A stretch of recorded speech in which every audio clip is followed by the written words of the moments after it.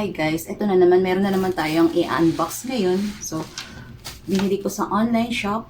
So, gamit ko sa bahay, furniture. Actually, nag-canvas na rin ako sa ibang mga, nag-canvas na ako sa mga kilalang mga furniture shop. Ano naman tong binili ko sa online shop.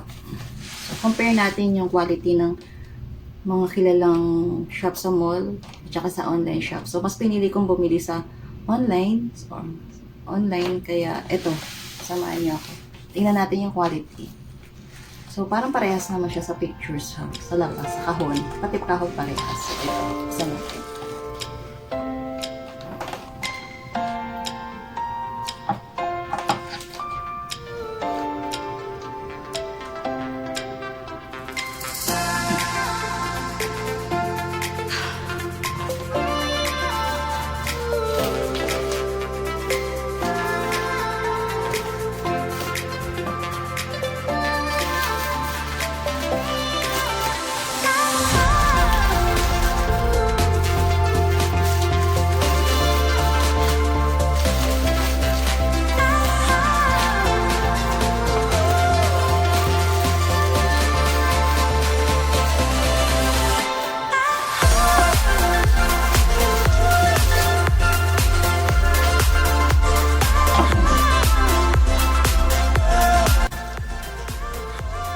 Ayan.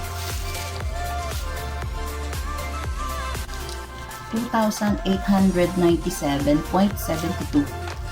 Yan yung price. Kada.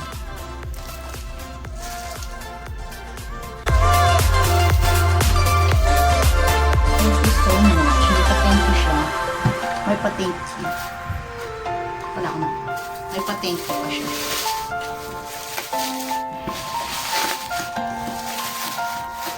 So, ito yun.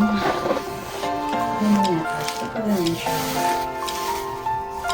So, ganyan ko siya. Natin yan siya.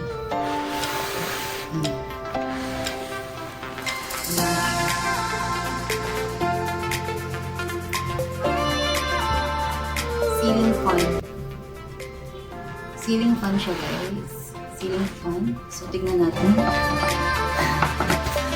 Ang pinakabangan ako, nervous ako sa sa'yo. Saan yung dito?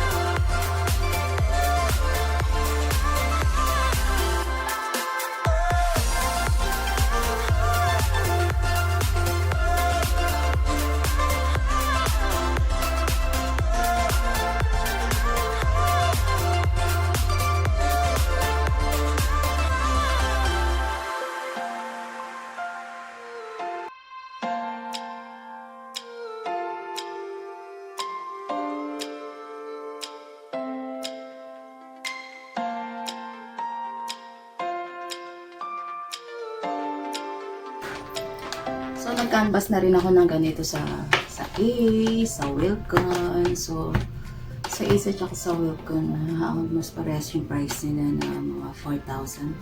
Mga 3,999 sa kanila. So, ito sa Lazada. I don't know kung sa Lazada o Shopee ko ito binili. 2,897.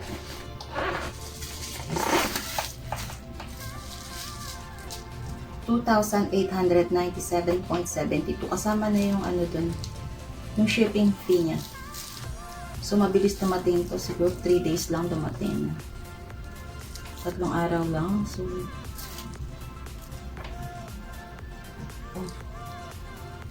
noong February 28 pala namin to in order. Dumating ng March 1. So, ngayon ko lang ito nabuksan. Ayan. 2,897. Ayan guys, okay naman siguro siya. Sana gumagana siya. So, pakita natin, update natin kung gumagana siya, tsaka reviews na din. Okay naman yung mga ano niya. Ito ganito rin yung nakita natin sa ano, sa Ace, sa Wilcon. So, mas pricey lang dun, kasi mall yun. Kaya, matagal ko nang gustong magkaroon ng ganito. So, para kunwari social yung bahay-bahay mo. Kasi, lakas maka-elegant pag nakaganito yung salas nyo. So, kahit na ganito yung bahay namin na hindi naman ganun kaganda. Pero pag may ganito ka, guys, wow! Tutyal! Charot-charot lang yun. So, diba ang ganda? So, mas mura dito sa online shop kaysa sa doon. Basta, mas mura dito.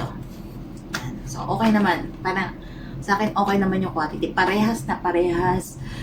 Parehong-pareho. Walang pinagkaiba. Guys, ang pinagkaiba lang nila, mas mura dito sa online kaysa doon. Doon sa, basta, doon. Sinabi ko kanina. So, kasi ang risk lang naman kasi dito sa online shopping is yung warranty. No, Saan. So, talagang makikipagsapalaran ka na lang sa online shop. Yung warranty, wala. So, lalo na kung mahal yung binili mo, 7. Kakapanghinayang naman, hindi mo naman. Kung maibalik man, napaka time consuming kung halimbawang sira man siya, ibabalik mo siya sa online shop. Time consuming talaga. So, hirap. So, ganun na lang. Parang sugal na lang sa online shop talaga. Masusugal na lang tayo. So, sorry na lang kung hindi siya na-under. So, tignan natin kung ma-under siya. So, yun lang ang risk. Walang warranty to. Pag hindi siya gumana, so, sorry na lang. Goodbye, 2,897.72. Ganun. Feeling ko naman na okay naman siya. Feeling ko. Kasi usually naman pag bumibili naman ako sa online shop ng mga ganito, okay naman yung quality.